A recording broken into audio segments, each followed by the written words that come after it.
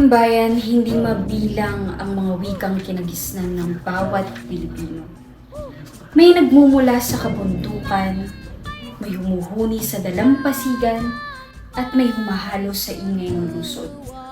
Iba-iba ang tunog, iba-iba ang titik, ngunit ang lahat ay tinig ng iisang lahi.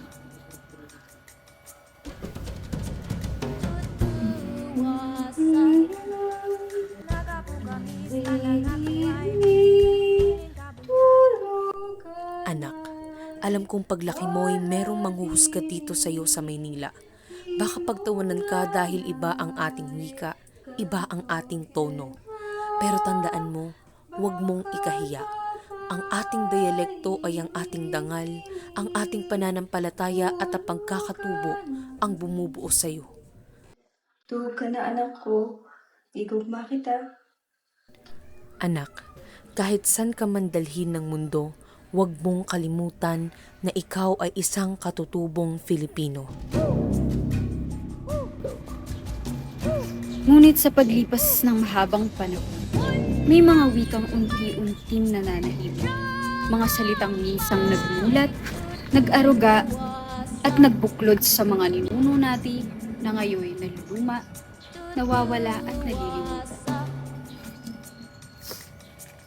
Baby, nakita mo na ba yung post ni Clara sa'yo? Nagtatawa na ka sa social media eh.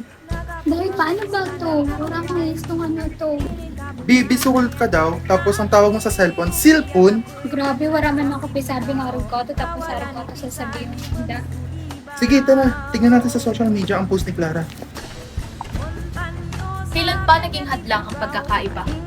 Hindi sa gabal ang iba't ibang wika. Ito ang tulay na nagdurugtong sa Luzon, Visayas at Mindanao. Kapag ginagamit natin ang ating wika, hindi lamang tayo nag-uusap, tayo nag-uugnayan, nagmamahalan at nagkakaisa. Hindi hadlang ang iba't ibang salita. Ito ay nagsisilbing tulay. Tulay sa pag-unawa, tulay sa paggalang at tulay sa pagkakaisa. Kapag pinipresent ba natin ang ating wika, pinagpapatibay din natin ang haligi ng ating bayan.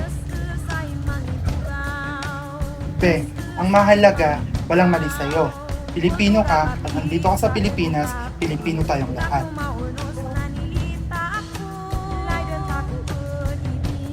Sa bawat salitang ating ibinibigkas ay paalala sa ating pinagmulan. Sa bawat wikang ating iniingatan ay pamana na maipapasa natin sa mga susunod na henerasyon.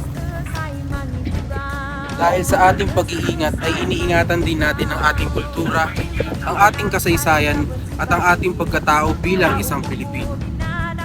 Kining mga tanong sama sa ating pinalanggang Pilipino kung umahon o gigihugihugong maon, mulabo kini hangtod sa kanhangturan. Sa bawat salitang ating natutunan mula sa ating mga ninuno, ay parang binhing itinatanim sa lupa. Pag inalagaan, ay tutubo at magbubunga ng kaalaman, pagkakaisa at pagmamahal sa ating bayan.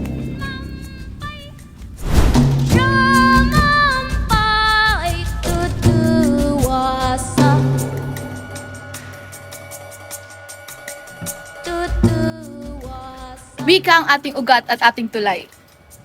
Hindi ito isang pader na humahati o naghihiwalay sa atin. Kundi ilaw na gumagabay sa atin tungo sa iisang kinabukasan. Wika ang tulay, wika ang buhay.